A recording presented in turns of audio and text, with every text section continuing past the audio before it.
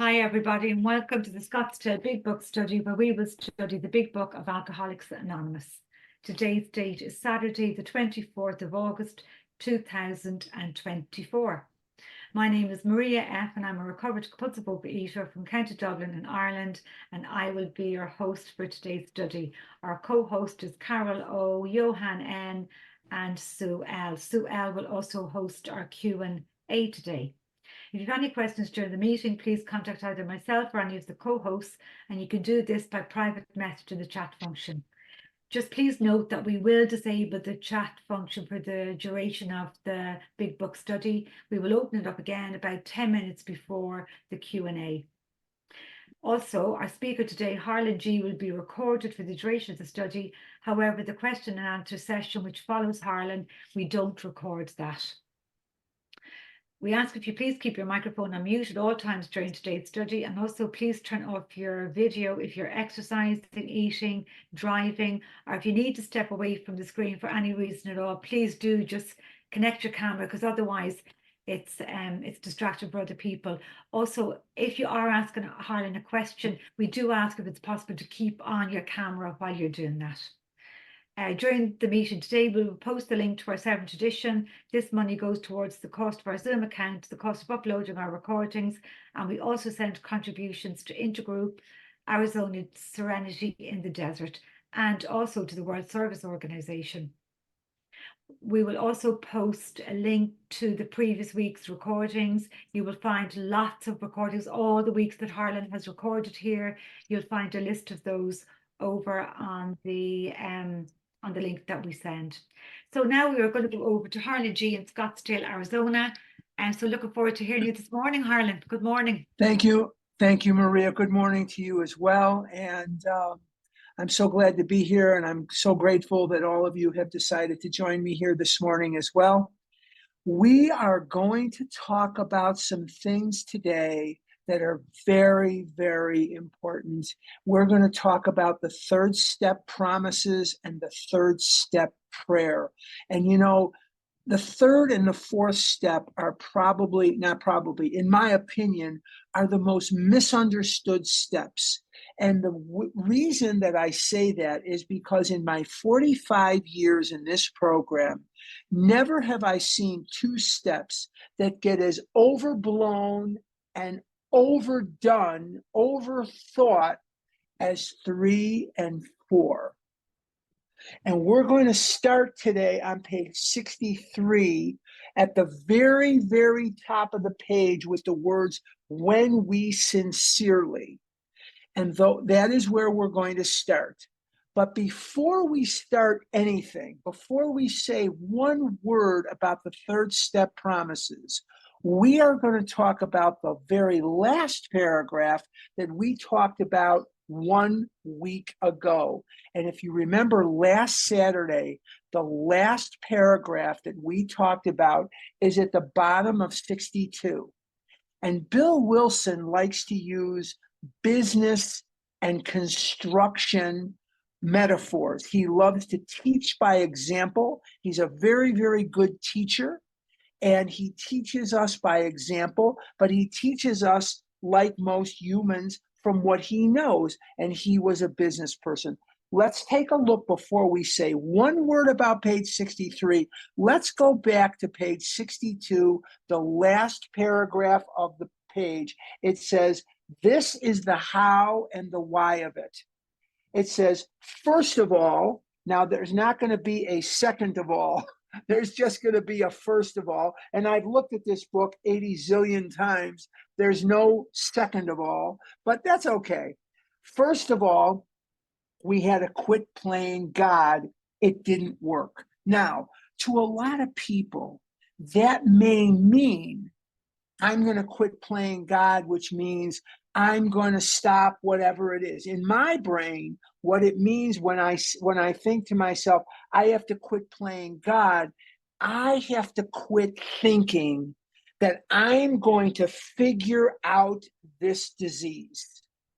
Now, at first, when I looked at it years ago, decades ago, and I saw this first of all, we had to quit playing God. What it meant to me was at that time, I'm going to quit thinking I know what's best for other people. I'm going to stop bossing other people around. I'm going to stop trying to exert my power of will over other people. And those are very important things. And we talked about the character defect of selfishness at the beginning part of the what do you call it, of page 60. You know, we looked at that and we described selfishness and we described self-seeking as the action that we take to get people to do our will. In other words, self-seeking is manipulation. If you want to boil self-seeking down to a word, it's manipulation. If you want to boil selfishness down to a word, it's script. I have a script in my head. Now, you over there, you fall in love with me. Okay, you over there, you give me money. You over there, you pay attention to me and tell me how great I am. You're my sycophant, and you're going to be my toady, and that's a way I play God in my head as well. But what I cannot do is ignore the fact that when he says in the book, first of all, we had to quit playing God, it didn't work. What that also means, not separate from, but what that also means to me is this. I am a smart guy. I'm not stupid. I'm not as smart as some of you. Some of you are lawyers. Some of you are doctors. You're more educated than I. You did things academically that I didn't do. You achieved a level of education that I was unable to achieve. I didn't, my mind was on potato chips. My mind was on Chips Ahoy. My mind was on different things. Okay, but when it says here it didn't work, I also have to put in there that I cannot figure out this disease. I cannot beat this on my intellect. And I see so many people, including me, that came into this program thinking that at some point in this recovery process, I'm going to get down to a weight that I like. I'm going to get down to a weight that I'm happy with. When I get down to the weight that I'm happy with, I'm going to leave because that's what my brain tells me. And why does my brain tell me this? Because last week we talked about this. The whole world lied to me. They lied to me, and they lied to you too. And what they told me was this: Harlan, when you get down to a certain weight, everything is going to be okay. No, it's not. When I get down to a certain weight, I will weigh less, I will feel better, I will look better, but what's not going to change is the vicious, murderous rampage that this disease will wrought into my life. That doesn't change by losing weight. Abstinence does not treat this illness. I'm going to say that again. Abstinence does not treat this illness. Abstinence is vital to my survival. Abstinence is a prerequisite to anything I hope to accomplish, other than death, other than diabetes, other than amputations like my mother, other than edema, other than heart disease, I could go on and on and on and on. Kidney failure. My mother was on dialysis 3-4 days a week at the end part of her life. My mother was an amputee from diabetes. If that's what I want, well, I know that there are Chips Ahoy cookies, and I know that there are Kit Kat bars, and the candy bars at Safeway grocery store are going to be shaking on the shelf, knowing that their life expectancy is dwindled to seconds, because as soon as I get in that store, they're gone, they're dead. So I had to quit playing God. And what does that mean? Again, just to review, I am not capable, not because I'm dumb, not because I'm whatever, I am incapable of treating this disease on anything earthly, including my intellect. I cannot figure this out. I understand at a very high level of consciousness, celery is probably a better caloric choice than Snickers bars. I get that. But I don't wake up in the middle of the night obsessing about celery. I did wake up in the middle of the night for decades of my life obsessing about Snickers bars and going out into the night on nights where it was so miserable that the Chicago Police Department was on WGN radio begging you, don't go out if you don't have to. There is a severe snow and ice advisory. There I was going down the street. Why was I going down the street? Had to have some brownies, had to have some donuts, had to have some God knows what. I am not capable of figuring this out on my own. Not going to happen. Let's continue. Page 62, bottom of the page. It says here, next, we decided that hereafter in this drama of life, God was going to be our director. Now, I covered this last week, but it would be foolish not to cover this again because it leads right into this next paragraph that we're going to be doing. So bear with me. I know that we covered this last week. Just bear with me on this. Trust me. God was going to be our director.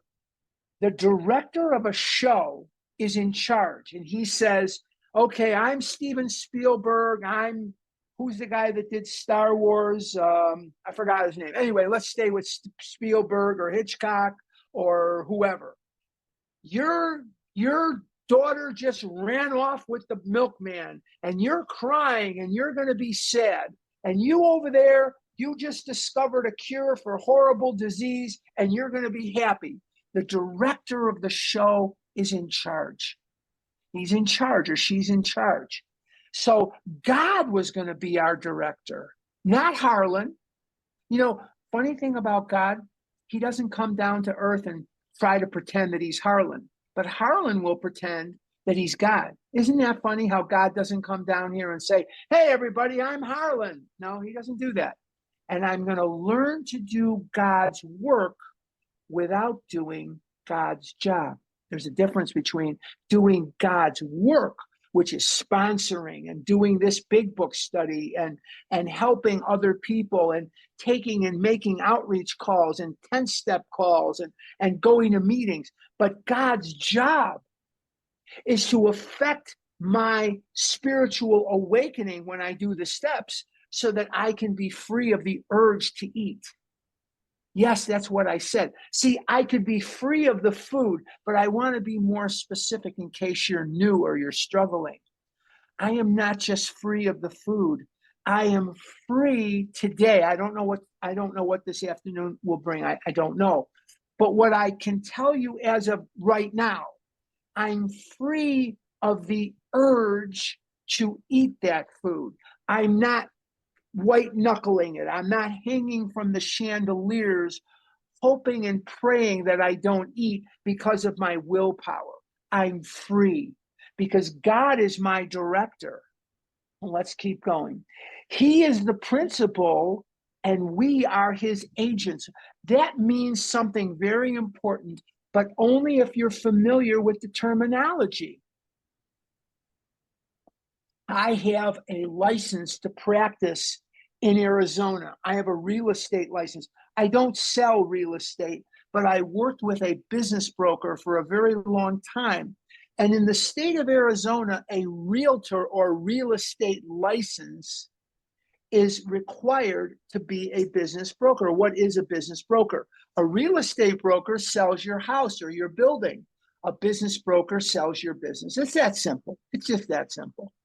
Now, I have, because of the law in Arizona, a fiduciary duty to my client.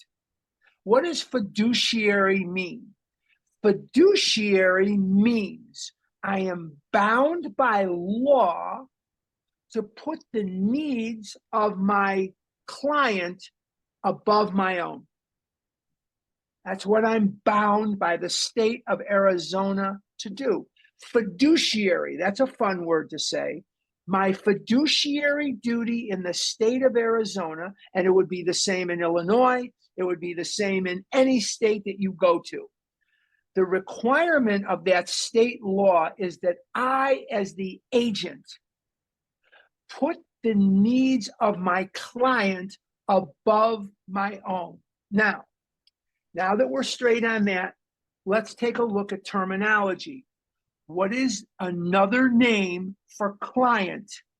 And another name for client is the principal, not the principal of the school, not the principal point of the sentence or the book or the paragraph. The principal is the client. So let's look at this sentence again.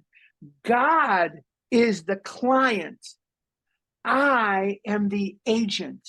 So I am duty bound by law to put the needs of my client above my own. And when I go out into life and I try to grab for the gusto and think, I need this and I need that, and I'm going to obsess about my girlfriend, and I'm going to obsess about cars, and I'm going to obsess about money, or I'm going to obsess about whatever I'm going to obsess about, that's not putting God first. When God wants me to have a girlfriend, which I do now, he'll provide one for me. He'll guide me in that direction, which thank God for today, we're good. Well, not for today, but we're good. When this is the house that he probably picked out for me. Now, not probably, he picked this house out for me. Now, would I like to live in a huge mansion and invite you all over and watch your mouth drop as you got impressed? Yeah, that would be fun for my ego, but I can't afford that. This is a very modest, simple house. It keeps me warm in the winter. It keeps me cool in the summer, and I own it. I don't own it outright. I pay a mortgage, but I can spit on walls if I want to, and there's no landlord to tell me you can't do that, right? This is my house. I have a car. I have good health. You know, I'm 70, and in July 6th, I think, I had an EKG, shows I'm still in AFib. I had a echocardiogram. I have a good, what they call ejection fraction. I have good numbers. I have really good numbers. Who would have thunk it? My ejection fraction is like 50, and that's good, 50. So who would have thunk it? Doctors have been signing my death warrant from the time I was a teenager, and I have good blood flow in and out of the heart. And because of Lipitor, my cholesterol is good. Thank God for Lipitor, and thank for the medicine I take. I am on Xarelto because I'm in chronic AFib, and I'm on what do you call it?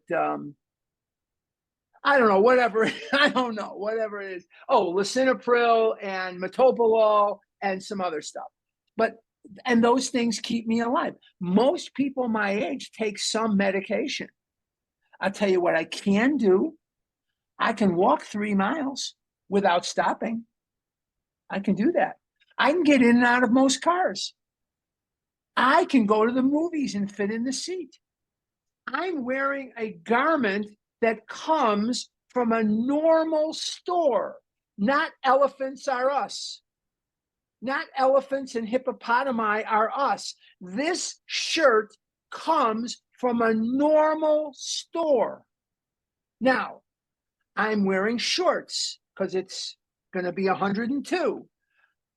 The shorts that I'm wearing come from a normal store.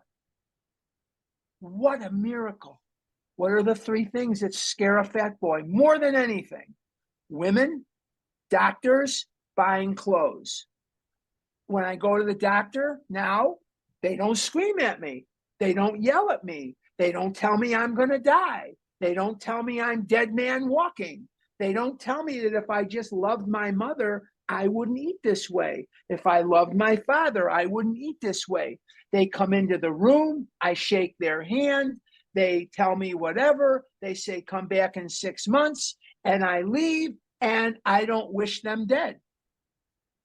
So the bottom line is, life changes when I put the needs of God, that fiduciary duty, I put in my consciousness. I'm here to serve God. I know that's a very lengthy way to come to this, but it says here, he is the principal and we are his agents. I am here to serve the needs and wishes of my client. So when it says principal, you can insert the word client, because the word client wasn't used. This was written 80 some years ago. In 1939, it was published. So just see the word principal and hear the word in your mind, client. Okay, we are his agent. He is the father and we are his children. Now, some of us had wonderful fathers. I had a father who was far too old to be having a little boy. He was 54 on the day that I was born. He was 60 by the time I was 5. And so when I graduated high school, he was 72 years old. He was older than many of the grandparents of my friends. But he loved me very much. He thought that the sun and the moon and the stars all shined on me. He loved me very, very much. But some of you had fathers that were not as loving, or that weren't around, or that were abusive, or that were whatever they were. God is the perfect father, the father from heaven. We are his children. Most good ideas are simple. And this concept was the keystone. The keystone is the stone that holds everything in place. So Bill has used a construction metaphor and business metaphors. That is what he most often uses. The keystone is the arch of the arch. It says this concept was the keystone of the new and triumphant arch through which we pass to freedom. And the keystone in the arch is the stone that holds everything in place. So what is this paragraph telling me in a nutshell? It says, you go out and serve God. You go out and do God's work. Don't do God's job. Now, let's go to the top of 63. When we sincerely took such a position, what position is that? The one we just talked about. That's why I reviewed that paragraph before we moved forward. When we sincerely took such a position, what position? The position that God is in charge and I am not. That God is the client and I'm the agent. That God is the director and I'm not. That this concept is holding everything together in my recovery, the triumphant arch through which we passed to freedom. I cannot have freedom in the food. Freedom and food do not mix. When I'm eating Doritos, when I'm eating Chips Ahoy, when I'm eating 2 pizzas at a sitting, that's not freedom. Because I'm eating the pizza and I'm halfway done with the pizza and I am obsessing in my mind about how I'm going to get more pizza. How I'm going to where am I going to stop on the way home from the pizza parlor? Where am I going to get some ice cream or some spumoni or from some pudding, or where am I going to get that stuff? And that's my brain. That's my life when I'm in the food. Top of 63. When we sincerely took such a position, all sorts of remarkable things followed. Not the least of which is I'm still alive. Not the least of which is I've lost over 500 pounds. Not the least of which is I'm in recovery.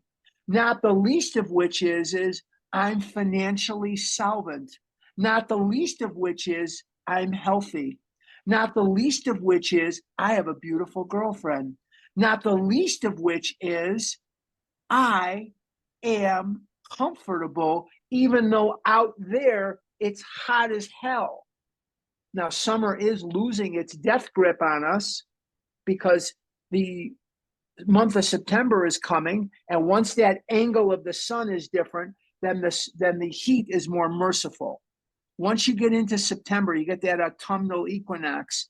Everything is different, and when the days are, they're starting to. There's more nighttime than there is daytime, so that helps us a lot. And this is when Arizona is a paradise. I mean, the end of September, October, November, December, January, February, March, April, and half of May. This is like living in Valhalla.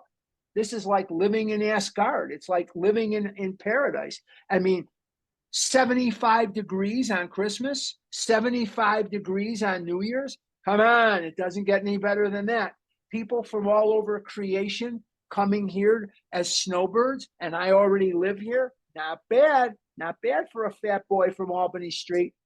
All right, let's go back to page 63. It says we had a new employer. Now, we had a new employer. He's the employer. Once again, when the big book wants to teach me something, it never tells me something once. It tells it to me in the purest form of teaching possible. What is the purest form of instruction? It's repetition. Repetition is the purest form of instruction. When I was a little boy, my dad did not speak English well. He spoke it enough to get by. But he could see that the teachers were telling him that I'm terrible in arithmetic. Terrible in arithmetic. The word arithmetic isn't even used anymore. Now it's math. But when it was just arithmetic, my dad, the immigrant who barely spoke English, went to a store. He talked to one of my rabbis at the synagogue, and the rabbi told him what to get. And he bought flashcards. And he would sit with the flashcards. 8 and 6 is 14. 5 and 7 is 12. And there would be flashcards on there. And we would repeat it over and over. 2 and 3 is 5. And I hope I'm getting the right answers here. I don't see anybody laughing. So I hope I'm getting the right answers. But the bottom line is it was rote repetition. And finally I learned 2 and 3 is 5. 4 and 2 is 6, 5 and 2 is 7. That's how I learned it. That's how I learned it. I couldn't visualize it any other way. And then subtraction. He got flashcards for subtraction, and he got flashcards for simple multiplication and that. And that's how I finally learned some of the arithmetic. Now, not bad for an immigrant, right? We had a new employer. So I'm here to do the work of my boss, my employer, the one who pays my check, the one who makes everything possible. In ancient Rome, if somebody worked for you for 10 years, they got what's called tenure. Where does the word tenure come from? The word tenure comes from 10 years. And if you worked for somebody for 10 years and you died, because people didn't live very long, they didn't have the drugs that they have today. They didn't know, thousands of years ago what they know today. With AFib, I would have been dead decades ago because I would have stroked out. Because blood clots from the AFib, I would have stroked out many, many years ago. But because I have Xarelto, and before that was Eliquis, and before that was the worst thing, if anybody ever tries to put you on Warfarin, jump out the window. It would be far more merciful than Warfarin. Warfarin is rat poison. Honestly, it's rat poison. Warfarin is terrible. Don't ever let them do that to you. Jump out the window before you let them do that. Don't do that. So I'm on a thing that keeps me alive, keeps me going. Okay, so my boss, my employer, in Rome, if you were there for 10 years, tenure, that meant that there was a responsibility of the employer, if he was still alive, to take care of my widow and children up to their, up to a certain point. And that's where that term comes from. So God is my employer, and he does very well at taking care of me. Now, I am a believer in God. You don't have to be. Doesn't matter what religion I am. Forget that. It's not important. I am not an agnostic, nor am I an atheist. I have a very strong faith in God. I believe in a supreme being that watches over me. Why do I believe that? Oh my God, I don't have the time to tell you how many miracles I've seen in my life and how many of them I didn't see. How many times did God save me from an automobile accident or from, and I wasn't even aware of it. I didn't even know it. Well, I'm a believer in God. But let's just say, for example, you are not. There is a power greater than you.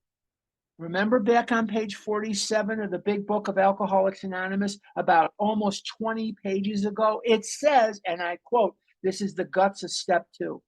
It says, do you believe, or are you willing to believe that there's a power greater than yourself? Do you believe that you are the be all and the end all? Did you create the Great Lakes? Did you create puppies and kitties and forests and stars? Did you create human beings and forests and deserts and lakes and streams and fish? Did you? Are you the be all and the end all? I don't think so. We are finite. One day we get born, and one day we will go. That's why I'm hustling to write this book. I want that to be my legacy. I want my book to be my legacy. It says in the next sentence, being all powerful. That's why I covered this ground before reading the words, being all powerful. God is everything or he is nothing. What is my choice to be? Are you struggling with a God that you are angry at? Are you struggling with a God you hate? Are you mad at God? Talk to your sponsor. I know somebody who's here this morning that professed for years that she was an atheist. Never in a million years did I believe she was an atheist because she kept talking about God all the time. What she was angry at God because her mother died when she was 9 years old. And her father married a putz. So being angry at God is belief right there that you believe that there is one, because you can't be angry at something that you don't believe exists. Did God screw you over? Yeah, I felt like that. But at least I believed he was there. You don't have to believe like I believe. You don't have to believe in a supreme being. You don't have to believe in the God of any particular religion. But when you read the words being all powerful, continuing, now I know it used he language, but just bear with it. He provided what we needed if we kept close to him, capitalized, and performed his work well. If I do God's work, I look around and I have a house. I have a car. My car's 4 years old. But you know what? It gets me where I need to go. I don't need to buy a new car every year. I have friends of mine, they buy new cars like you change your socks, your underwear. I don't have that kind of money. Number one, it's not anything I don't give a damn about that. It's nothing to me. But the bottom line is that I have a car. I have a bank account. I am solvent financially. I am healthy as a 70-year-old can be. I have a beautiful, wonderful lady in my life. So I have a program. It's called Overeaters Anonymous. I have a book. It's called Alcoholics Anonymous. I have a sponsor. I have sponsees. I go to meetings all the time. And every week I learn a little bit more about this and about that. And I have vision for you every morning. I start my day. Thank you, God. Modeh ani lefanecha. Thank you, God, for rising me up another day. And then I come downstairs and I answer some emails and I potchkey around on stupid Facebook, which is a waste of time, and some of this other crap. And I read the paper online, Chicago Tribune. And then I turn on at 4:00 in the morning, A Vision for You. One of the first things I hear every day is KDF saying, all right, are we ready to go? And then I hear, all right, the recording has started. Then they go into the meeting. What a gift in my life Vision is. What a gift in my life all of you are. Imagine how dumb I would look sitting here talking to myself. So you come here just to act as props so I can sit here and talk to myself. So the bottom line is that I'm so glad to have you in my life as well. All right, established on such a footing. What footing? The footing that if I do God's work, he's going to take care of me. And I have to read this every day. You know why? I get scared. What's going to happen to me? I don't have brothers and sisters, aunts, uncles, cousins, parents. I don't have that. So established on such a footing, we became less and less interested in ourselves, our little plans and designs. Just keep doing God's work. You don't have to worry about a thing. God's got your back. God's got your back. And on that day when I do go to the big meeting upstairs, and I hope that there's a calorie-free buffet up there. No, I'm kidding. On that day when I go to that big meeting up in the sky, I know that there will be a God that will greet me and say, you got off to a rocky start, but you did some good work while you were down there. Good job. Good job. Bill Wilson's waiting for you over there. He wants to have lunch with you. And me and Bill are going to sit down and have lunch, because if anybody in history I've ever wanted to have lunch with, Bill Wilson would be numero uno in my book by a long shot. I used to think it would be Babe Ruth or it would be Ernie Banks or whoever. No, if I get a request, I'd like to have lunch with Bill Wilson, much more so than anybody who ever lived, who ever was on the face of this earth. I want to have lunch with Bill W. Lois can join us too. More and more, we became interested in seeing what we could contribute to life.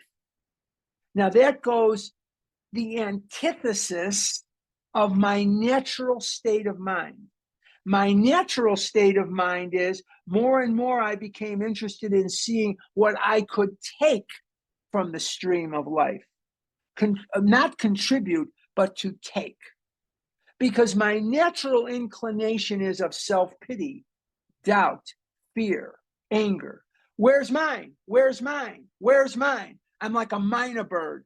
Minor birds sit there and goes, caw, caw, caw. Mine's, feel sorry for me. Where's mine? Feel sorry for me. Where's mine? That gets old real fast. That gets old real fast. Nobody likes a schlub with his hand out going, where's mine? Where's mine? Where's mine? Nobody likes that. It gets old real fast. As we felt new power flow in, power from where? Electricity? No, power from God. As we enjoyed peace of mind, I sleep like a baby. You know why? None of you are going to tell me that you saw me coming out of God knows what restaurant yesterday. None of you are going to sit and tell me that I drove past you on the street and I was eating a cheeseburger and putting fries in my mouth, because I didn't do it. If you say it, it would be a lie. None of you are going to come into my home and find bags of Oreo cookies everywhere because they're not here. They're not here. So I have peace of mind. Nothing I did yesterday, nowhere I went yesterday, nothing I said, nothing I ate, nothing, whatever, nothing that was said to me. If it was on the front page of the Chicago Tribune, am I okay with that? Yes. Yeah, I'm okay with it. No problem. So far today, same thing. I haven't eaten anything I'm ashamed of. I haven't drank anything I'm ashamed of. I haven't done anything, said anything that I'm ashamed of. That's freedom. I don't have to live in that fear. I don't have to live in that, that anguish of, oh my God, who's going to catch me? Oh my God, who's going to figure me out? I'm not that hard to figure out. I'm not exactly a brilliant criminal. As we enjoyed peace of mind, as we discovered we could face life successfully, as we became conscious of his presence, his is capitalized, God, we began to lose our fear of today, tomorrow, or the hereafter. We were reborn. I have fears. I don't want my girlfriend and I to split up. If we do, we do, but I don't want that. I don't want to be homeless. I don't want to be unable to work and unable to support myself over a long period of time. I don't want to die. I don't know what's on the other side of life. I've never been there. I don't know. But this is what I trust. There have been many wonderful people. They just don't make the newspaper and you don't see them on the news. The wonderful people, the generous people, the loving and kind people don't normally make it into the news. So you don't hear about them. You only hear about the bastards. You hear about the criminals, the crooks. You hear about the people who would screw you over if they could.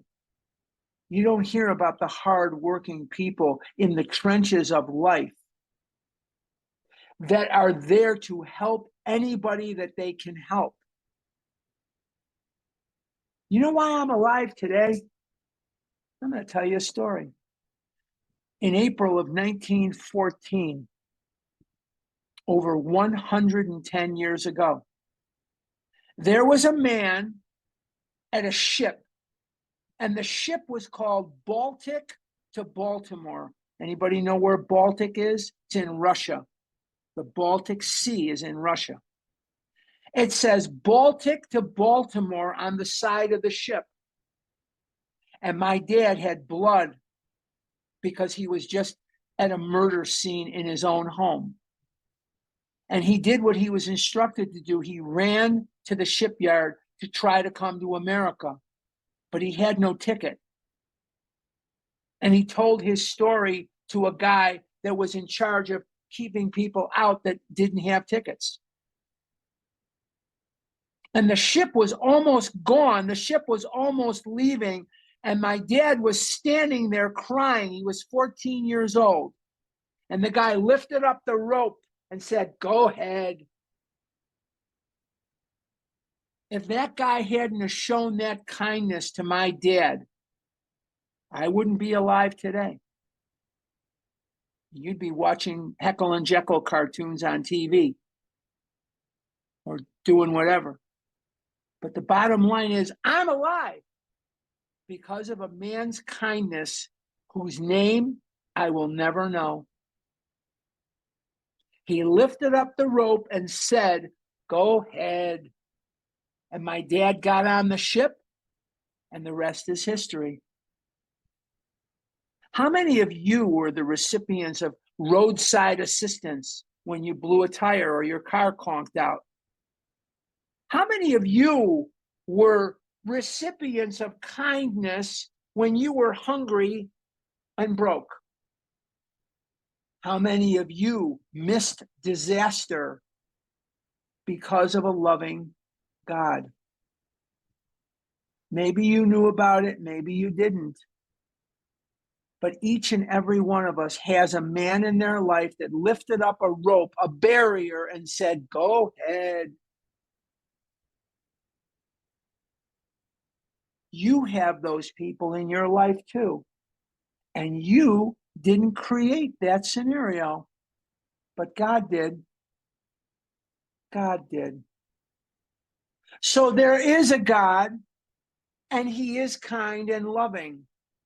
And so many of us can say, oh, but look at this. They're killing people over here, and they're this and they're that and they're this and all that. God didn't do that. People did that. People do that, not God. God doesn't do that. God doesn't do that. I mean, when you really think about it, God didn't put a bunch of robots on this earth. He put people. And some people do really bad, crappy things. They do crappy things. And they do them repeatedly and deliberately because they're getting away with it. So you might say, well, why doesn't God come down and stop them? Because God gave people free will. There'd be no good if there wasn't bad. There'd be no bad if there wasn't good.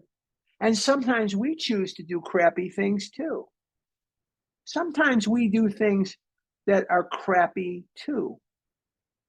So we're blaming God for a lot of things he's not responsible for.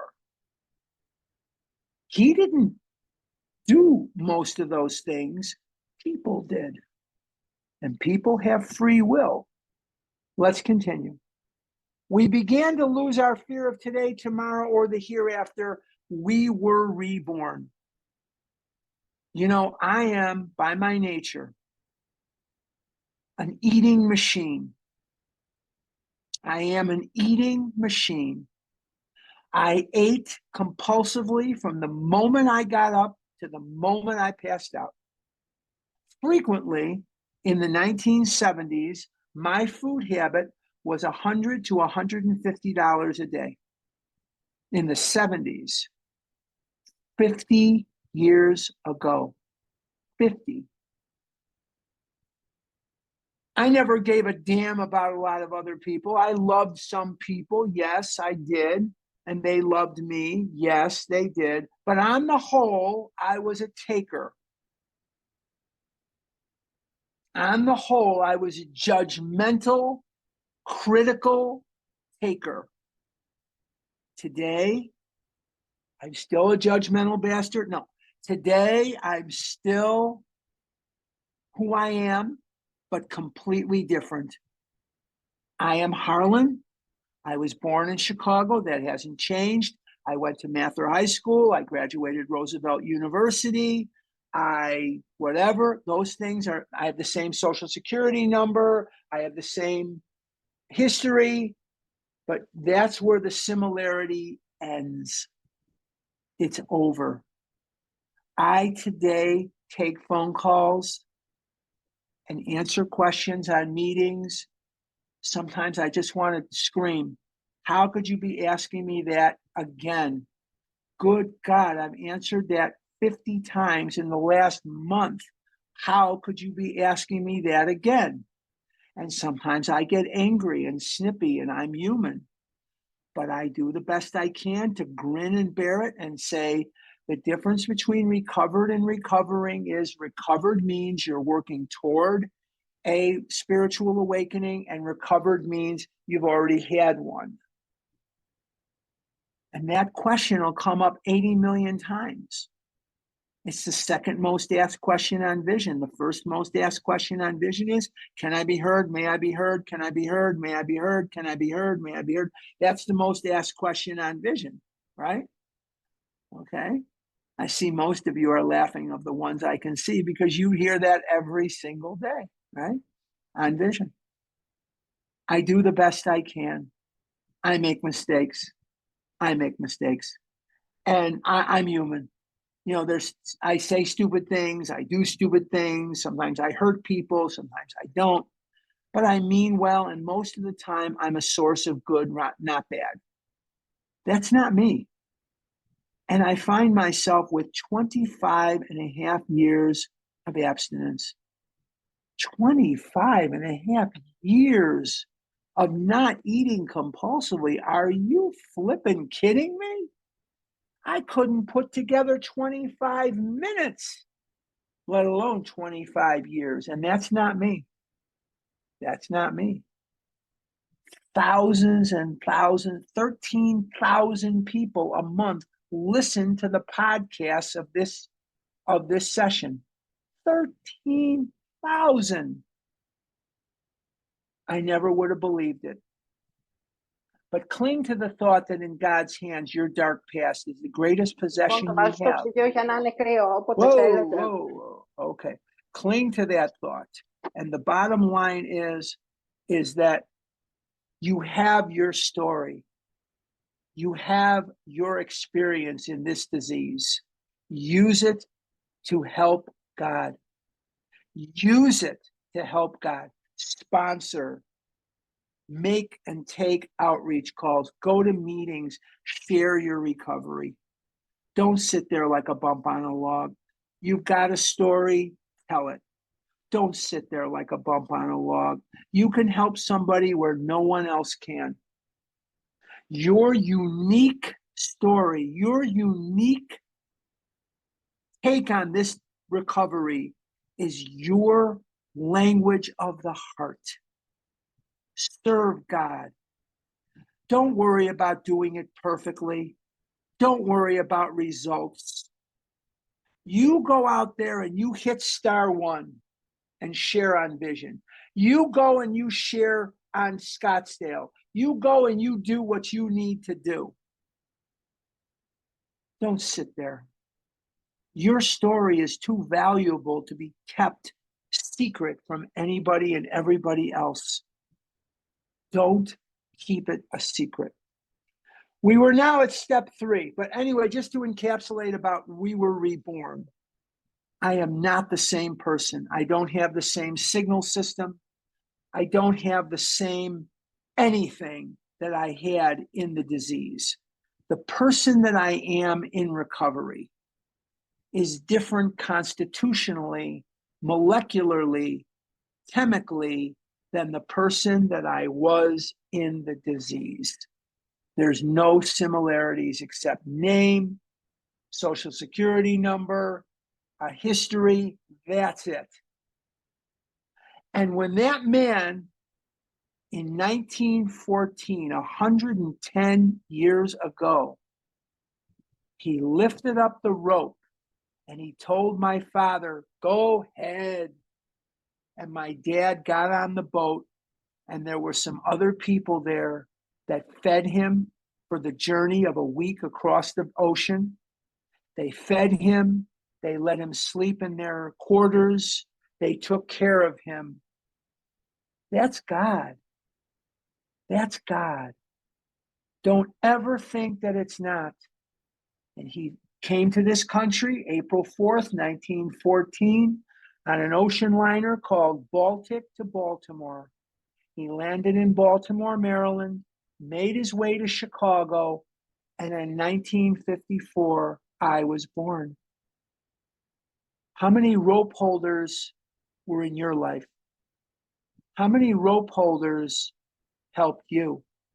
We're not going to have time for the 3rd step prayer today. I told you in this chapter, we go very, very slowly because there's so much to talk about.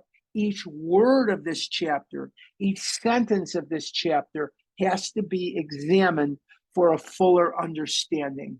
I'm not saying to do that when you're sponsoring, get them through quickly, but in this forum, we go very, very slowly. So it's very important. So what we're going to, now next Saturday, I'm going to be in Illinois. I will not be here. I will be in Illinois. I will be doing this from the library in Arlington Heights, Illinois, and we will be together. There'll be no difference. I'm just telling you, I'm going to be in Chicago area for about 2 weeks, beginning Thursday. And I will be there 2 weeks.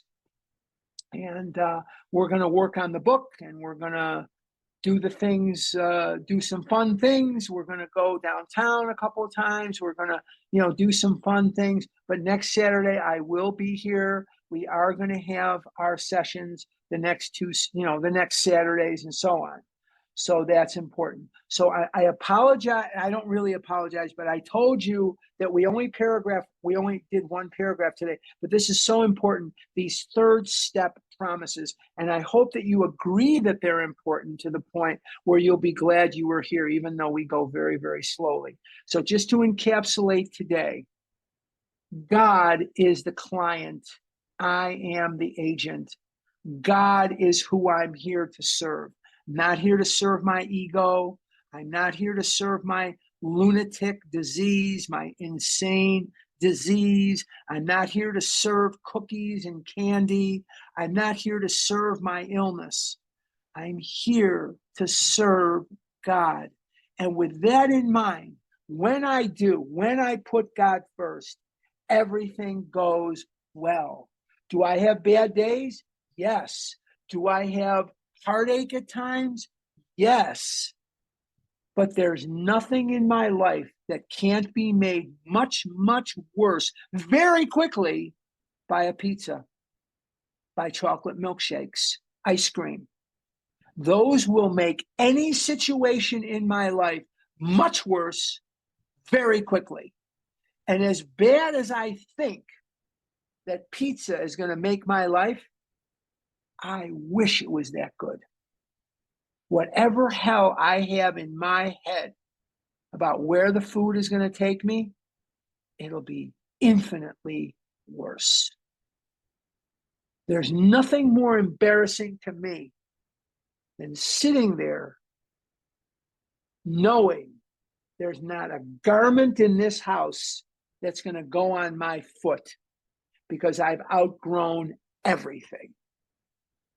There isn't a garment in this house that came from any store other than a normal store. And everything I own fits. That's freedom. Every pair of pants I own fits. Every shirt I own fits. Every check I write is good. If I wanted to, I could go and buy all the candy bars. Well, maybe not all of them, but I could buy a bunch of candy bars. I'm not doing it today. I'm not doing it today. That's not because of me. That's because of God. Okay. I'm going to just write down where we are, that we're on page 63. But before we go to questions and answers, I want to thank